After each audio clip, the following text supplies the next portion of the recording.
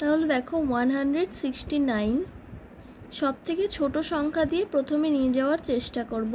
এখানে 13 দিয়েই যাবে, এটাই সব থেকে ছোট যেটা দিয়ে 169কে ভাগ করা যাবে। 13 ইন্টু 13 করলে হয় 169।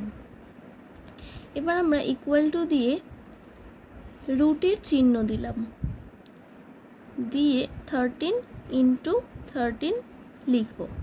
এবার এই রুটটা তোলার জন্য আমরা ভিতর থেকে একটা সংখ্যাকে নিয়ে নেব। 13 ইন্টু 13 ছিল, সেটা রুট থেকে যখনই বেরিয়ে আসবে তখন একটা হয়ে যাবে। তাহলে 169-এর স্কোয়ার রুট বলতে বোঝায় এই 13কে। পেয়ে গেলাম আমরা 13।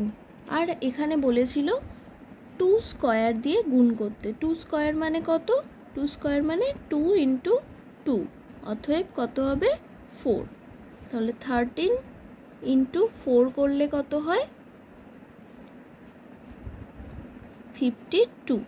তাহলে এখানে তোমরা ওটাই লিখবে, 13 into 4 equal to 52। Question number 6 দেখো, write the numeral 3/60 in words.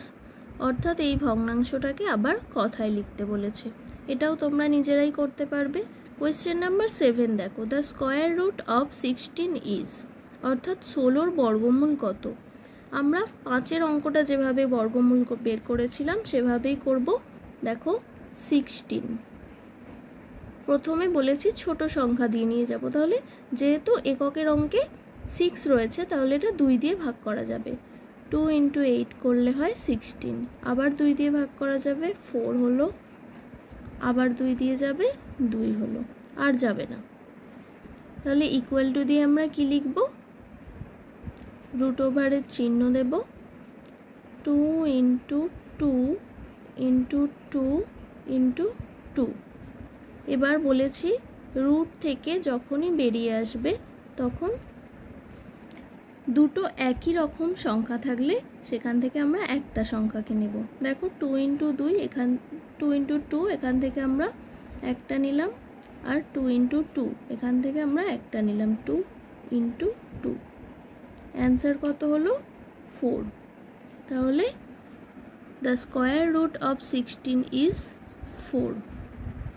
Question number 8, এখানে দেখো এর মান নির্ণয় করতে হবে। এই ধরনের অঙ্ক তোমরা আগেও করেছো, এটা তোমরা করতে পারবে। কোয়েশ্চেন নাম্বার 9-এ দেখো, find the cost of 1.5 dozen bananas at 200 paise each. অর্থাৎ বলছে একটা কলার দাম 200 পয়সা, তাহলে 1.5 ডজন কলার দাম কত হবে? আগে আমরা দেখে নিই 1.5 ডজন মানে কতগুলো বলছে। 1 ডজন মানে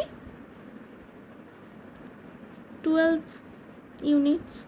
তাহলে হাফ ডজন মানে কত হবে?